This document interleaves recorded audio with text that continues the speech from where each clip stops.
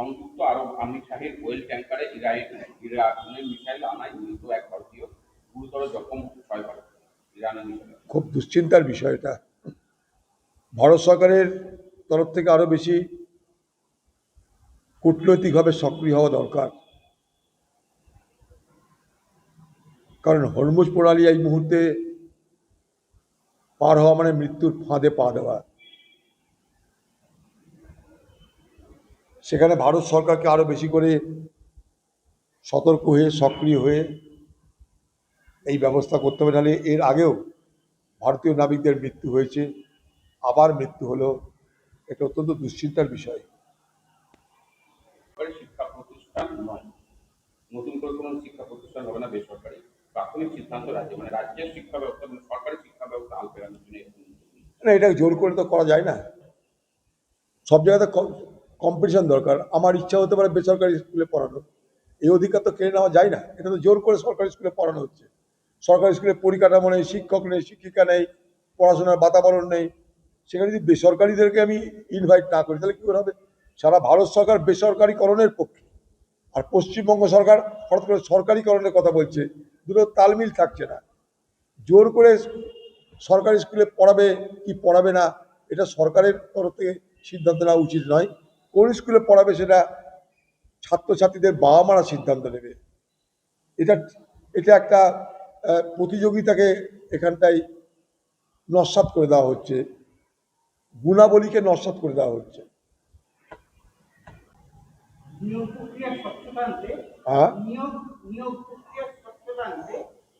মুখ্যমন্ত্রী সিদ্ধান্ত নিয়েছেন বন দপ্তরের নিয়োগে এবার পুলিশ রিক্রুটমেন্ট বোর্ডের মাধ্যমে হবে নিয়োগ। বন দপ্তরে কটা নিয়োগ হয় আমার জানা নাই, হলে ভালো। স্বচ্ছতা তো চাই আমরা।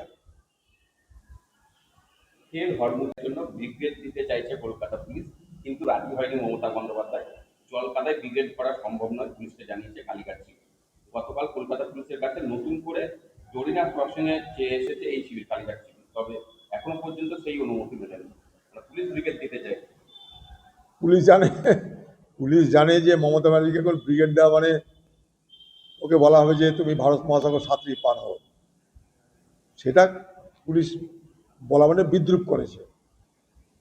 পুলিশের এটা করা উচিত না, কারণ ব্রিগেডে পারমিশন তো পুলিশ দেয় না, ব্রিগেডের পারমিশন দেয় সামরিক বাহিনী। তো যাই হোক,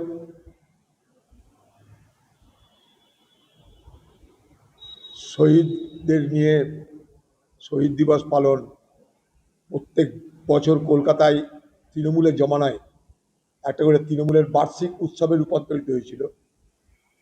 অ্যানুয়াল ফেস্টিভ্যাল, মাছ মাংস ডিম সব কিছু ছড়াছড়ি ছিল, দেখেছি আমরা। তখন টিভি সবসময় দেখাতো কি রান্না হচ্ছে, কোথায় রান্না হচ্ছে, কে কী খাবে, কত ভাজা কত পুরি। সেই বাৎসরিক উৎসবটা এবার সম্ভবত হচ্ছে না। এটা থেকে অন্তত মুক্তি পাওয়া যাবে।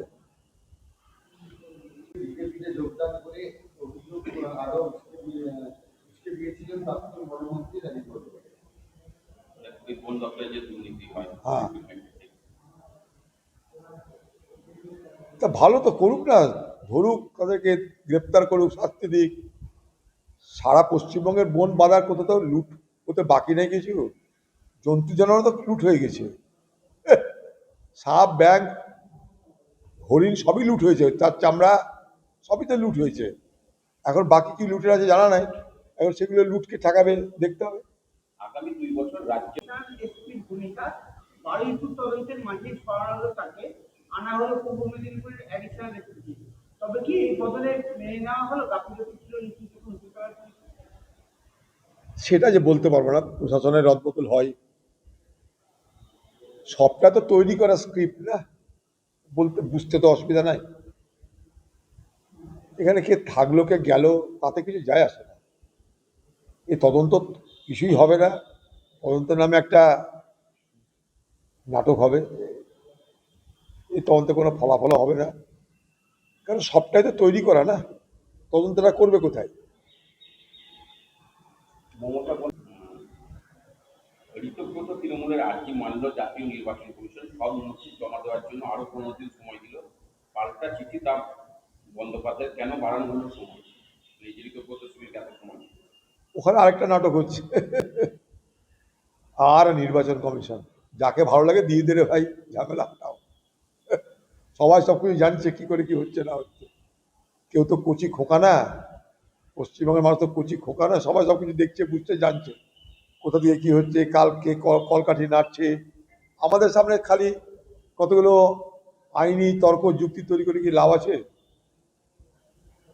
আর